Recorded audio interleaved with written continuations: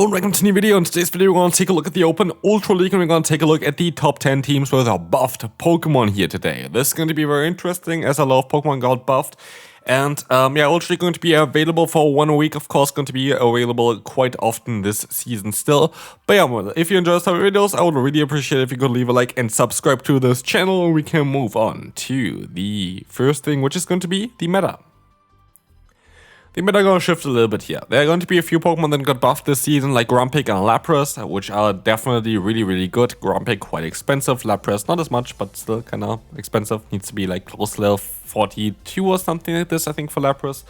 Unless you want to have like higher attack, then you can go also without XL candies. We're going to have Dusknoir being very good now with the Dynamic Punch on it. Makes it way better because you're going to be able to beat Dark as well as normal type Pokemon a little bit easier.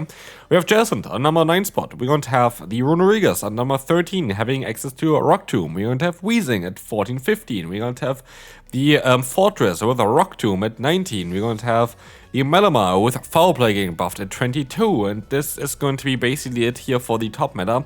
A lot of Pokemon got buffed, a lot of new Pokemon in there. So the meta is going to be a bit different, but it's kind of like Great League, but in big. Like literally, like we have nearly the same meta in the Open Great League, like next to the same and everything. So yeah, let's move on here to the top team. First up team, we're going to have Lapras, we're going to have the Weezing, and we're going to have the Manabuzz. So you're going to have Elite, that's going to be great. Just generally speaking, Lapras looks really good. We're going to have the Say-Swap of Weezing, which is going to have, just generally speaking, a lot of players Say-Swap in the current meta. This Pokemon is something that you don't really want to face with energy on it, because like it is so spammy with Brutal Swing and Sludge. Sludge is a very good move, Brutal Swing is a great bait move, giving you coverage against Ghost type Pokemon, which is quite nice. And then you're going to have Manabuzz in the back, or the Air Slash, which is going to allow you to hit like Fighting type Pokemon a little bit better, which is the main idea behind it here.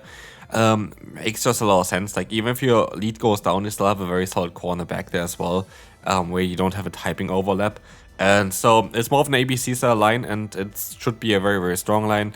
Issue here, Fortress, Registeel could be definitely an issue for this team. That's basically it for it. And I actually could see that Registeel is going to have a little bit more play this season. There's quite a lot of Pokemon that are quite a bit weak to this Pokemon.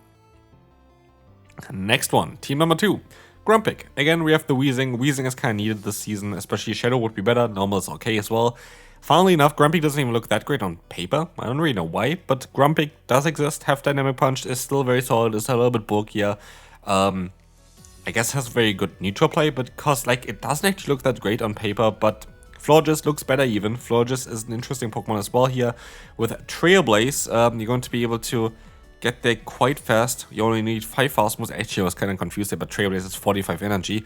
So 5 fast moves for this one. Moonblast as a hard-hitting move, giving you better coverage, giving you the option to boost yourself is really cool for Florges as well.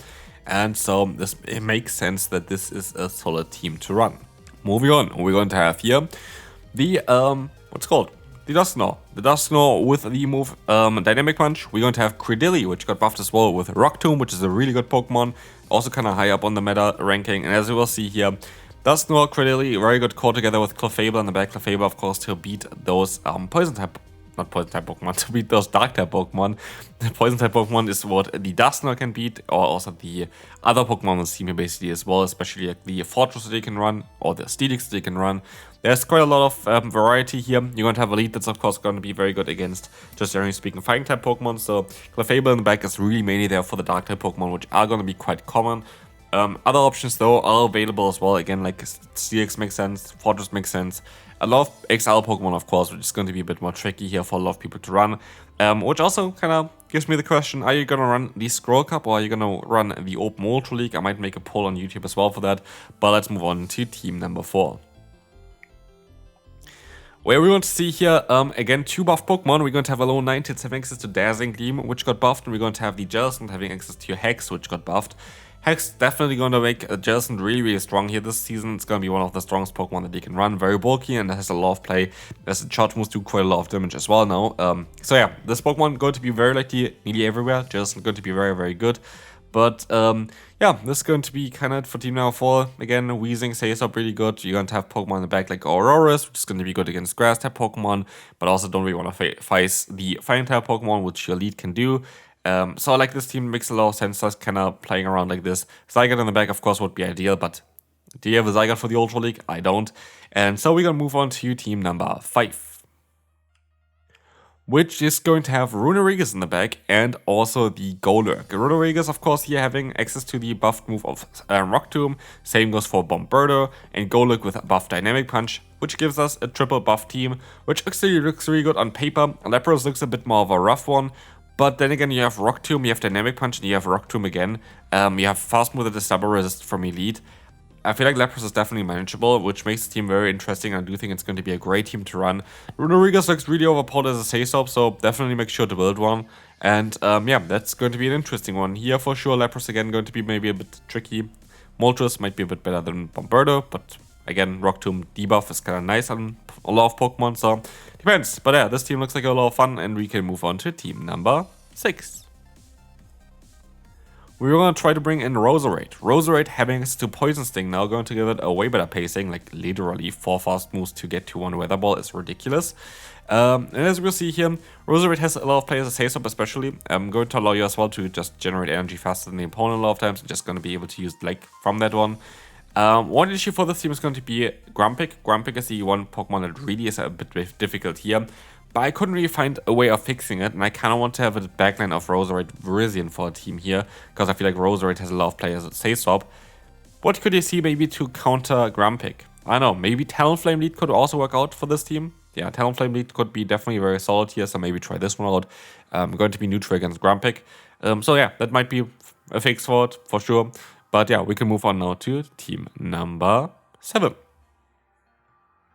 Malamar going to be very good with the Foul Play, Fortress going to be very good with the Rock Tomb, and Steelix and Registeel, as I said before, going to have a lot of play as an anti-meta Pokemon in the current meta. You already know from me as well that Steelix is like one of my Pokemon that I thought were great for the Open Great League this season already. So I would assume that for the Open Ultra League it's going to be kind of similarly strong. And so yeah, this is going to be team number 7 here. Again, Steelix is going to have a lot of play in this meta. Definitely give it a try. I don't know if you need Breaking Swipe here. I would actually go for a Crunch instead, going to give you better coverage against Giratina. Okay, Giratina can also get hit by Breaking Swipe, but maybe against like Dusknoir, Grumpig, quite a lot of Ghost type Pokemon generally speaking. So yeah, that might be a bit better for you.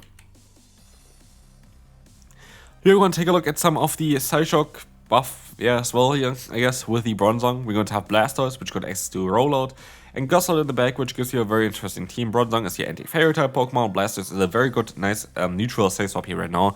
Blastoise is going to have a lot of play as well. I feel like a little bit more than it shows currently on paper. And Gossard in the back, going to be very important or to beat Jellicent. Like, that's the main thing for it. Like, do you want to beat Jellicent here? So yeah, I do think that this is going to be a great team to run. Again, you can also run the Feraligatr here. Jirachi is kind of cool as well. But we can now move on to team number 9. Where we're going to have basically no buff from the season, but we're going to give the Skeledirge with the new moves Torch Song. This is mostly a team I want to take a look at as well on this channel, but I feel like this looks like such a good team, like literally. Like, look at this. We're going to have the lead of Guzzlord, which is going to be great against Pokemon like Lapras, against Pokemon like the Grumpig, generally speaking as well. Of course, they have Dynamic Punch, our backline can deal with it, but it's good against like the Dragon-type Pokemon here, the Water-type Pokemon here. And then we're going to have the Skeledirge Say-Stop, which has access to Torch Song, which is absolutely scary. And then in the back, we're still going to have Talonflame, which can boost up as well. So I feel like this team is going to be one of the strongest ones to run for this meta, and I can't wait to give it a try. But first, we gotta move on here now to team number 10.